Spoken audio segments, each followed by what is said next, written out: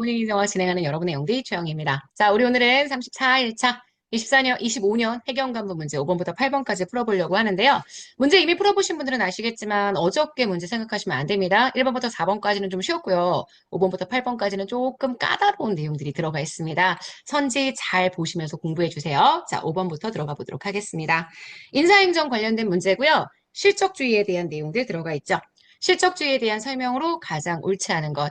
아시겠지만 실적주의는 엽관주의가 가지고 있었던 여러 가지 문제점, 이거에 대응하는 과정에서 등장한 인사행정 제도입니다. 그래서 문제를 보실 때 이게 엽관주의에 대한 설명인지 실적주의에 대한 설명인지 잘 구분하셔야 되고요. 보통 실적주의에 대한 오답으로 엽관주의 선지가 들어가 있는 경우들이 꽤 많습니다. 1번.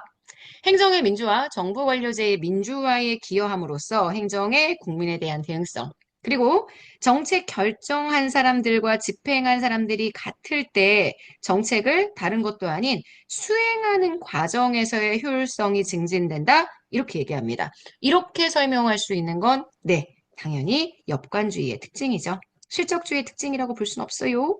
자, 그래서 요거 맞는 선지. 2번입니다. 시험 제도를 통해 무자격자, 자격이 없는 사람이나 정치적으로 잘못된 행동을 한 사람, 정치적 부정행위자를 배제합니다. 그래서 지금 보시는 엽관주의 폐해를 극복하고 행정의 능률성에 기여했다라고 이야기하는 거. 네, 당연히 실적주의가 되겠죠.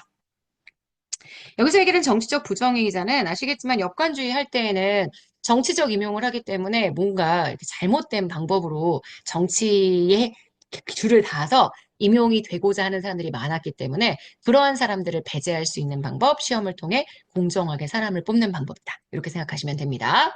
실력 있는 유능한 인재를 충원할 수 있죠. 그래서 공무원의 질적인 수준을 향상시켰고요. 공무원의 신분 보장을 통해 행정의 개혁성, 안정성 확보할 수 있죠. 미국의 실적주의는 소극적 신분 보장, 영국의 직업 공무원들은 적극적 신분 보장입니다. 일단 실적주의는 엽관주의와 달리 정치와 공무원의 임용을 연결시키지 않기 때문에 정치가 어떻게 되든 대통령이 바뀌든 말든 공무원은 정해져 있는 신분 보장이 나타나게 된다. 그게 행정의 계속성과 안정성을 확보할 수 있는 방법이다. 아시죠? 나아가서는 행정의 전문화를 촉진시켜서 직업공무원제의 발전에 기여했습니다. 맞습니다. 자, 문제의 정답은 그래서 1번입니다. 자, 6번이요. 다음 중 시장 실패와 정부 실패를 설명한 내용으로 가장 옳은 것. 1번입니다. 공공재는 네 아시겠지만 경합도 안 합니다. 배제도 안 합니다. 시장에서 생산이 안 되죠. 왜? 무임승차가 발생할 수 있는데 배제를 안 시키니까 그 누구도 대가를 내지 않으니까 생산하는 사람 입장에선 빈정이 상한다고 했습니다. 생산을 포기하게 된다고 얘기를 했죠. 그래서 누가 생산을 해야 되냐면 공기업 혹은 정부의 직접 생산. 정부가 직접 공급할 수밖에 없습니다. 공기업을 둘 수도 있지만 보통은 정부가 직접적으로 공급을 하죠. 그래서 민간이 참여해서 서비스를 공급하는 것은 어렵다라는 거 기억해 주시죠? 그래서 정부의 직접 공급, 그리고 정말 예외적으로 공기업. 공기업이라고 하면 정부 기업도 있지만요. 정부가 외부에 법인을 따로 만들어서 가는 경우들도 있기 때문에 공기업 또는 정부의 직접 공급 이렇게 정리를 해주시면 됩니다. 1번 X가 되고요. 외부 경제, 정부의 개입이 없다면 너무 좋은 거예요. 사람들이 근데 그에 대한 대가를 주지 않기 때문에 좋은 것임에도 불구하고 너무 부족합니다. 과소생산. 그래서 벌금이 아니라 보조금 같은 것을 오히려 지급해서요. 생산을 더욱더 많이 할 수 있는 공적인 유도가 필요합니다. 자, 그래서 여기도 틀렸고요. 여기도 틀렸고요. 자, 2번은 X가 되겠죠. 3번입니다. 조직 내부의 이유로 인해서 생산 가능성 곡선, 생산 가능 곡선이라고 해서 기업이 가장 최대의 효율성을 가질 수 있는 생산 지점을 설명하는 곡선인데 이건 너무나 경제학적 내용이니까 굳이 보실 필요 없습니다. 사회적으로 가장 효율적인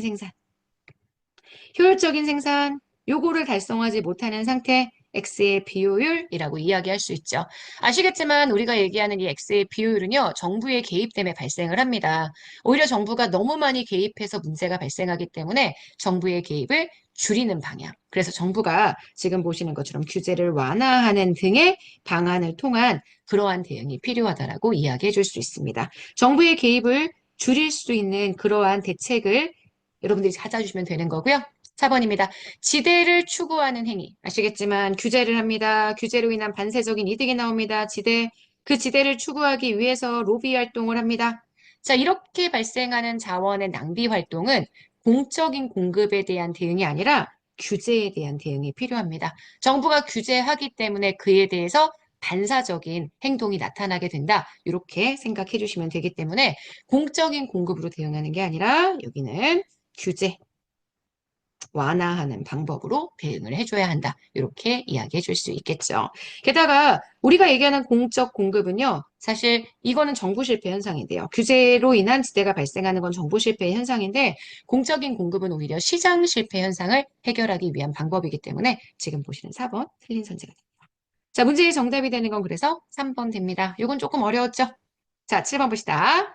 다음 중 행정 책임을 설명하는 내용으로 가장 옳지 않은 것 이렇게 얘기를 했습니다. 우리 행정의 책임은 행정이 국민에 대해서 지게 되는 책임을 얘기하죠.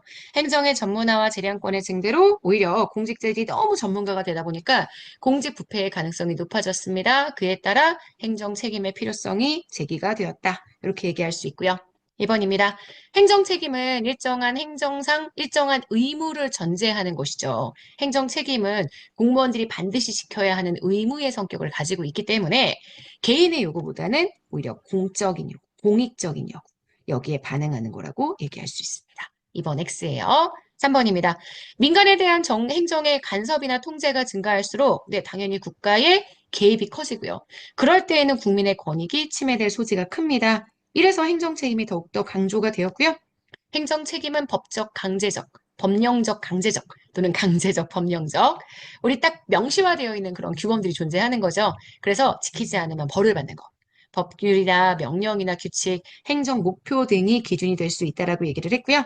자율적 추상적인 건 공익, 행정 이념, 공직 윤리, 여론, 조직 목표와 정책 사업 계획, 국민, 수익자, 집단, 고객의 요구 등등 다양한 부분들이 기준이 될 수 있습니다. 문제에서는 옳지 않은 걸 고르라고 했으니까요. 정답이 되는 건 2번입니다. 자, 8번입니다. 다음 중 라스웰의 정책학 패러다임 또는 정책과학 패러다임. 아시겠지만 라스웰은 맨 처음 정책학 소개라고 얘기하는 논문을 씁니다. 50년대에 쓰다가요. 이 논문이 당시 행태주의에 완전히 밀려서 정말 영향력을 발휘하지 못하다가 1970년대 다시 우리 신행정학이 연구되기 시작하면서 정책학 연구가 시작이 되고 그때 정책과학 패러다임이라는 논문을 또다시 발표를 합니다. 당연히 라스웰이라는 학자가 지향했었던 게 가치지향적인 정책 연구를 지향했기 때문에 그 부분에 포커스를 두고 내용을 정리해 주시면 되죠.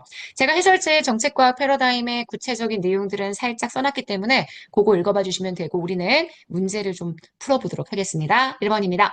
정책학은 시간, 공간적 상황, 역사성을 강조합니다. 이게 우리가 얘기하는 맥락성이죠. 정책학은 당연히 정책 문제 해결이라는 굉장히 실천적인 목표를 가집니다. 문제 지향성. 이거는 24년 지방직에도 다 출제가 되었던 내용들입니다. 여러분 아시죠? 가치 판단을 반드시 해야 합니다. 사실 판단을 위한 실증적 접근도 필요하지만 이거는 이전에 행태주의가 너무 많이 했기 때문에 지금 정책학은 가치 판단을 통해서 배제하면 안 돼요. 가치 판단을 통해서 사회 문제를 해결할 수 있는 그런 적실성 있는 연구들을 진행해야 한다라고 봤기 때문에 얘가 틀린 선지 정답은 3번. 4번. 복잡하고 불확실한 사회 문제는 어느 하나의 학문으로 해결될 수 없습니다. 그렇기 때문에 연합학문, 인접학문과의 종합적 연구가 필요하다. 맞는 선지가 되죠. 그래서 8번 문제의 정답이 되는 건 3번입니다. 자, 여기까지 해서 우리 오늘 8번 문제까지 풀어봤습니다. 어제보다 조금 까다로웠죠. 라셀 같은 경우는 24년 지방직 국급에 출제가 되었었던 문제의 내용과 굉장히 유사하게 출제가 됐는데 이게 지금 그 각각의 개념들을 선지가 다른 방식으로 풀어놓고 있기 때문에 여러분이 읽어보시면 도움이 정말 많이 될 것 같습니다. 24년에 출제가 되었던 정책학 문제랑 같이 연결시켜서 공부해주세요. 오케이? 네. 자, 여기까지 해서 우리 오늘 굿모닝 행동학 마무리하도록 하겠습니다. 여러분! 오늘 하루 정말 여러분 거고요. 내일 아침에 만날게요. 여러분, 안녕.